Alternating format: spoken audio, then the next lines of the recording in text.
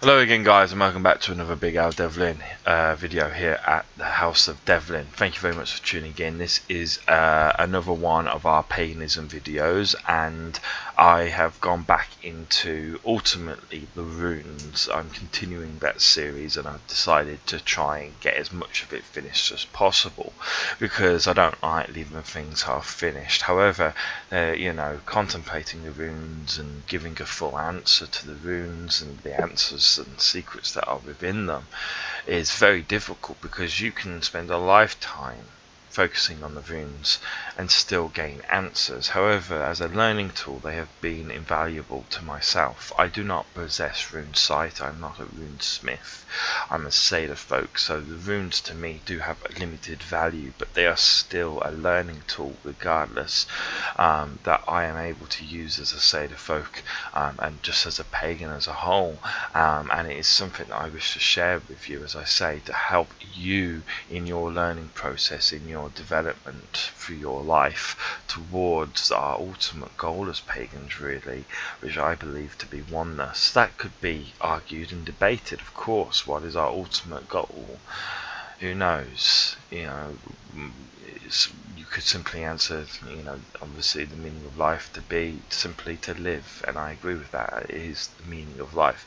But what is the meaning of existence? There's a difference, okay? Because life is just life, but existence goes beyond life. It goes into the afterlife also. And the meaning of existence for me is to gain oneness within oneself. And I believe it's an almost impossible thing to do, but it's something that one should try to attain. Ultimately, if you were to get it, then I believe that it is actually the way to survive Ragnarok. If you were to complete all of the three ayats and gain complete oneness with yourself at the end with Dagas, the rune of Dagas, then this is ultimately the secret to passing into the next reality, into that next macro cycle, if you wish, the next set of destiny, when this reality comes to an end. If you have achieved oneness, then you would, in theory, in my belief, pass on to the next reality, or become part of the intelligent process of oneness that directs fate.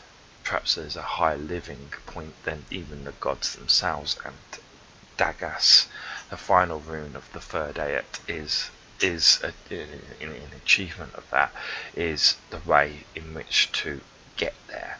Okay, obviously no one can say, because no one who has done it has come back at least to say it.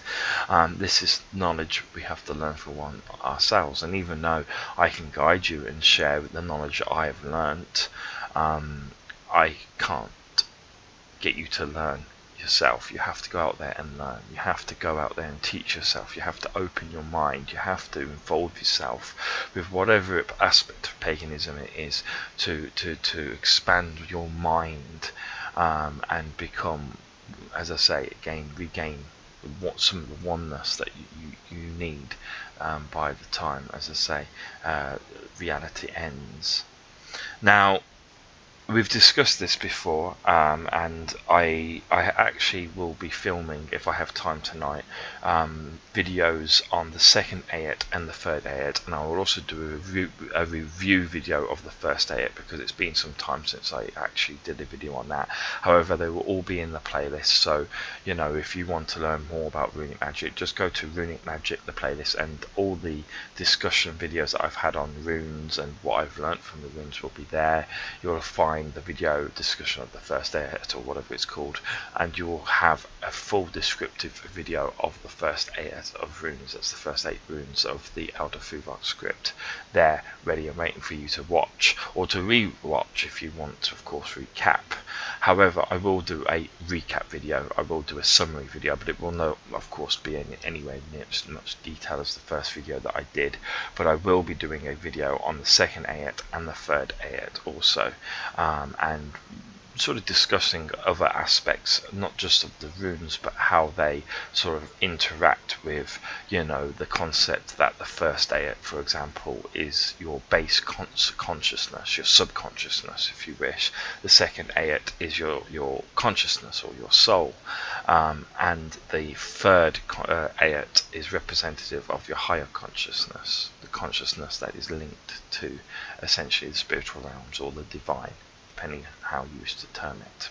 Now, this video is actually going to be rolling off from what I've just mentioned there, and that is about how we are split in our learning processes. How do we attain knowledge and learning of things that we simply cannot know by experiencing the material realm? We live in Midgard, we live on Earth, we live in the realm of Midgard, we live in the material realm. So how do we have knowledge of the spiritual realm, even if we are not fully interacting with our gods and so on and so forth? Of course we can interact with our gods and the spirit realm if we're going through trances and stuff like this, but this is maybe just something that really is truly only available to those who are able to practice magic, you know. And as we've discussed before in previous videos, magic, true magic, is only available to those with certain bloodlines. So what about all the other pagans out there? Are they damned? No, of course they're not. No, they still have the ability to achieve oneness, as I say, and they can achieve the knowledge of the spirit realms, despite not being a magic user of any kind, and just never going into trance. They don't need to do this. They can still achieve knowledge and wisdom ultimately from the spirit realms, by simply having a mind that is open to the realms. Now, why do we have, first of all, these three components to ourself?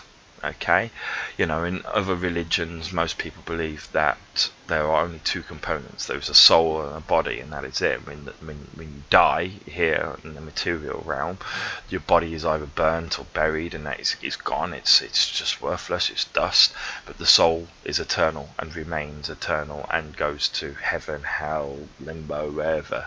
Okay, now pagans, we believe there are three aspects to self. Okay, and this is in many respects where the Holy Trinity comes from, and there are other reasons where the Holy Trinity comes from this, but this is not a discussion about Christianity or the origins of Christianity, but that we believe there are three aspects to self. Okay, there is, as I say, yourself, which is you and me. It's what is listening to me now and what is making me speak right now. Our personas, our personalities, our consciousness, our selves, and that is what we call ourself. Okay, so we have ourself, which is what is aware of the world, interacts with the world, makes conscious decisions on how it's going to live within the world, and has to really suffer the consequences of those decisions. Okay.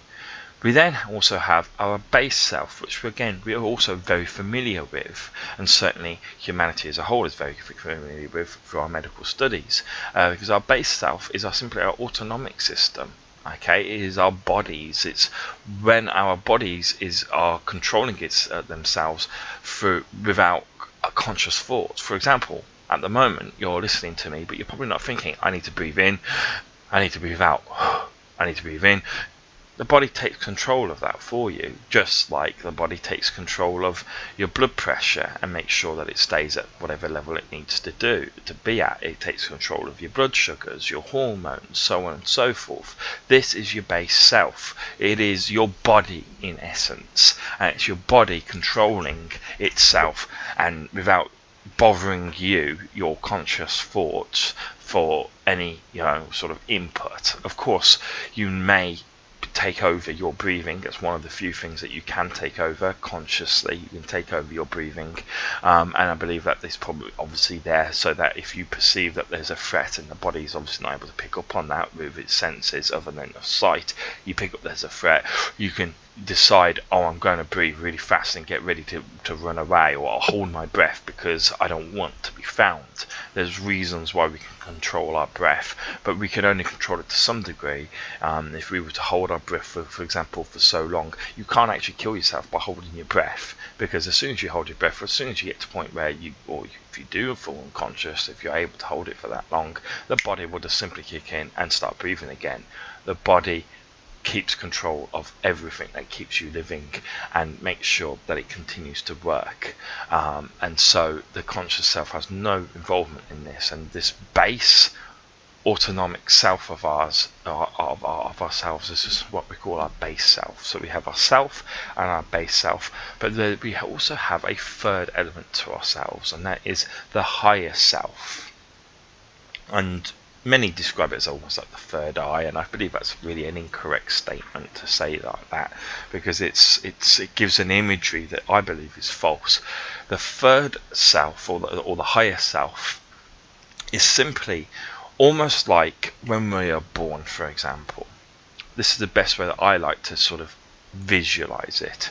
When we are born to our mothers, okay, prior to being born, obviously are in the womb of our mothers, and we are fed all the oxygen, all the food, all the nutrients that we need through the umbilical cord that connects to our belly.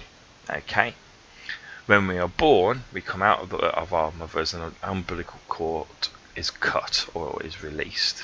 Okay, but that impression of that umbilical cord, that thing that gave us life for 9 months, is still left on each and every last one of us as the belly button. Okay, so you might not be able to see it very well on mine because of all my tattoos, but I have a belly button there, and you will have a belly button too.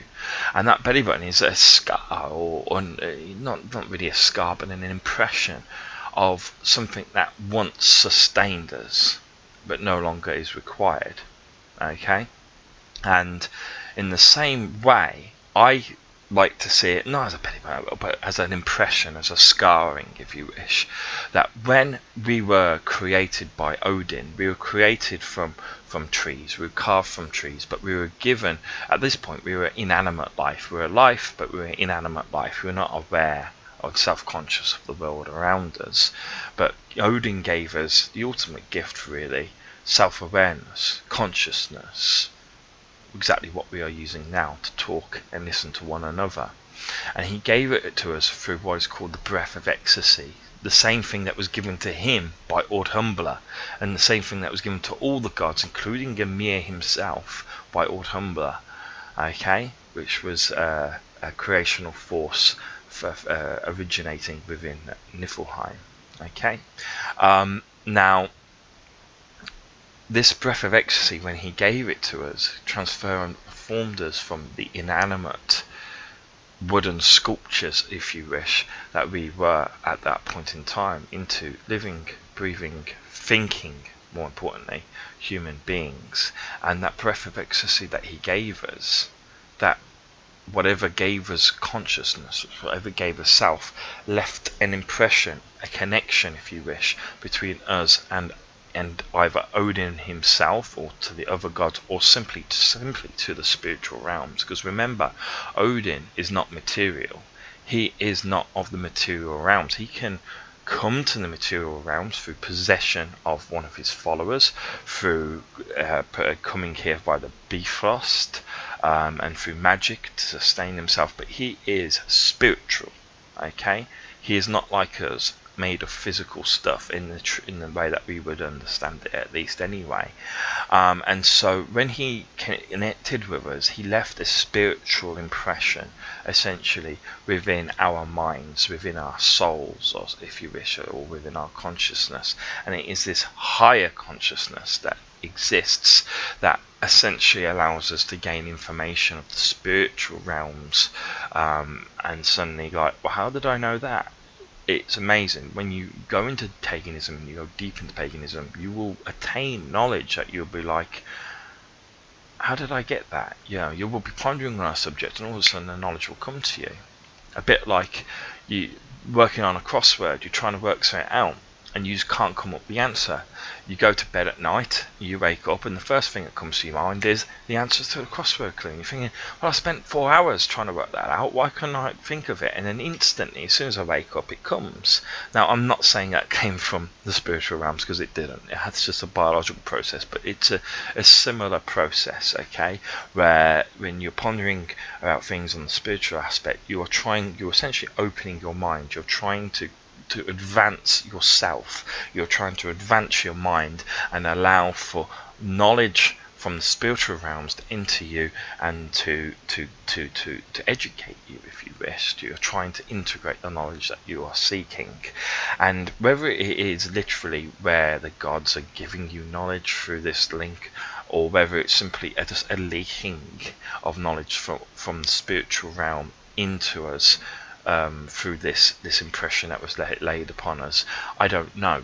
It could be a leak, or it could be something that is done on purpose, with active intent behind it. I'm not sure how we acquire that knowledge, how that link, through that link, but we do acquire it regardless. Okay, and what happens is, say we're pondering, like I do, like on the rune stones, what they mean, what their deeper meanings are, what their secrets are, and how they can be used as a learning tool, as I will be discussing, as I say, and I have discussed in one video already, but discussing as a whole how they all interact and how they teach us how to expand our minds, how to raise ourselves as high as possible towards our higher self. How do we saturate ourselves with higher knowledge, with spiritual knowledge? Well, the stones are one way in which to learn how to do that. They give you a pathway, they give you a learning mechanism, but you don't get it by just looking at them. You have to, you have to connect to them. You have to allow your mind to open, and you have to use your higher self to attain such knowledge. But how do you attain such knowledge through the higher self? Does it simply just come in and then you know it? No, of course not. It's more complicated than that.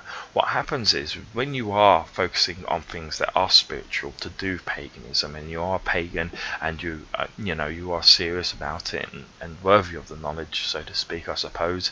I don't know if there's any worthiness to it, but I assume there may be or may not be.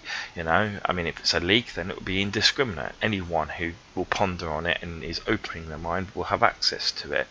But if you're thinking about it, then of course you're worthy anyway. It sort of doesn't really matter. Why would you want to know such things if you were not truly interested in the truth behind the spiritualism of paganism? And what happens, as I say, is for some reason, this is the bit I don't know, there is an influx of knowledge into our higher self, and that comes from the spiritual realm. So there's a link between ourselves and the spiritual realm because of the impression that Odin left upon us with the breath of ecstasy. How that knowledge gets to the higher self, it doesn't really matter, but it gets to our higher self. In our higher self, much like our subconscious, we are not aware of what is in our higher consciousness. We cannot use it. It is too far complex, and it may not be in a form of information that we can use here in Midgard. Maybe when we die and ascend and to the heavens, if we go to Asgard or Folkvangir, or anywhere like that. Even if we go to hell, who knows? Maybe then we can use the knowledge that we've acquired in our higher learning centers, but it doesn't matter anywhere, because what happens is the body has a way to integrate that knowledge from the higher learning centers into ourself. But it goes about it by passing the knowledge into our base autonomic self. When it's in our base autonomic self, the body, I assume, must convert this knowledge, this divine, if you wish, knowledge or spiritual knowledge, into something that our material brain, essentially our consciousness, our soul, if you wish to call it, but it's our consciousness as we like to describe it in paganism, can understand. Maybe it converts it into chemical signals, things like this. But anyway, the knowledge will go from the higher centers to the base self, and it will be converted and integrated into the body. And that's important, because when that's what I know, the knowledge becomes integrated, so it must be converted from one type of knowledge into another type of knowledge. It's still the same thing, but it can be read differently. It's just like if I was to hand you Braille and a book with exactly the same wording on it, but with typed words, that Braille means nothing to you. It still has the same knowledge on it, but it's worthless to you if you can't read Braille, or if it's a book literally with another language. I don't speak Spanish, for example, so if you to hand me a book with Spanish, it would mean gobbledygook to me. But if you hand me a book with English in, with the same content, the same knowledge, I'll be like, oh yeah, I can read this, I can understand what's going on. And that's essentially what there is. There's a translation in the base self, essentially, from the knowledge that is in our higher learning centers into something that our consciousness can use. Okay, it converts the knowledge from our higher learning centers, which may be Braille or Spanish or some other language that we don't speak, into something that we do speak, something that we do understand, and then it becomes influxed into our consciousness. And that is when all of a sudden you'll have an epiphany, or you'll wake up and you'll suddenly have knowledge that you didn't have, or when you're pondering, and all of a sudden it will come to you, and the answer will be obvious. It'll be like, well, why didn't I say it before? But that is why it takes time. It's why you don't get answers straight away. It's why you have to seek the answers. It's why you have to open your mind. It's why you have to become more open to concepts. Because that is how you open essentially your higher learning centers and allow that knowledge to come through, to become integrated, translated, and then given to your self-conscious. And this is how you can learn knowledge of the other realms. And as I say, what I have done is I have focused ultimately on the runes, and have gained a lot of knowledge, a lot of secret knowledge, I believe, that I wish to share with you in the next upcoming videos. I'm not sure how long they'll take to film. I will try to simplify them as much as possible, because there's no point going too complex, and also it would take hours and hours and hours, and I think the main points would be lost. Okay, so I've actually written notes for once. I've written notes on all of the runes, all 24 of the runes of the Elder Fruvok script, and I will be doing a summary of the first ayat, and I'll split them up into 3 videos. Then I'll do the second ayat and then the third ayat. Okay, and of course, as I say, you already have a video on the first ayat anyway, just to keep you going whilst I sort out the new videos. But anyway, guys, I just thought this is to whet your appetite. This is how I've attained this knowledge. I've attained this knowledge using my high learning centers. And what I wanted to actually finish on, very important actually, hopefully you haven't logged off thinking it's the end of the video, is over time, as you open up your higher learning centers and this spiritual knowledge is taken through your higher learning centers into your base self, your base self becomes saturated with this knowledge, and it pushes into, obviously, as I say, into your consciousness. Your consciousness then becomes even more expanded. It gains this knowledge it would never otherwise have been able to get without this, as I say, spiritual connection. But as you become more and more saturated with this spiritual knowledge, it essentially kind of fills you up, I suppose is a sort of a metaphorical way of putting it. It fills you up, and you can imagine it if you were filling up with water and yourself was floating here, it raises your self-consciousness up towards your higher consciousness. And every time you acquire just that little bit more spiritual knowledge, every time you open your mind and let this knowledge to be integrated into your body, you are saturating yourself with this special knowledge. And as you do so, you raise your self-consciousness ever higher towards your higher consciousness. In theory, oneness is when your self-consciousness is at the level of your higher consciousness. Well, no, that's not oneness. It's a bit different, because that's the achievement of Dagas. But when your self-consciousness, which can happen in your life, reaches the same level as your higher consciousness, it is at this point where you can perfectly synchronize yourself with the spiritual realm, acquire knowledge at will, do so at a far quicker and exponential rate. If you imagine your self-knowledge is at the same level as your higher consciousness, then you literally will be able to learn so much about the spiritual realms, so many secrets, and you'll really be able to relearn and just reteach, hopefully by passing on the knowledge, the pagans of our fellow people, the knowledge that we have lost over time. And this is something that I am really trying to go for. It's giving me a headache, it's hard, it's tiring, but I really am trying to push forwards and push my mind to the ultimate limits to try to attain as much knowledge as possible to share with as many people as possible who call themselves pagans and live like pagans and want to be better pagans. Thank you guys. I'll get along now to filming videos on the runes. I'll try to make it as interactive as possible by showing you the runes.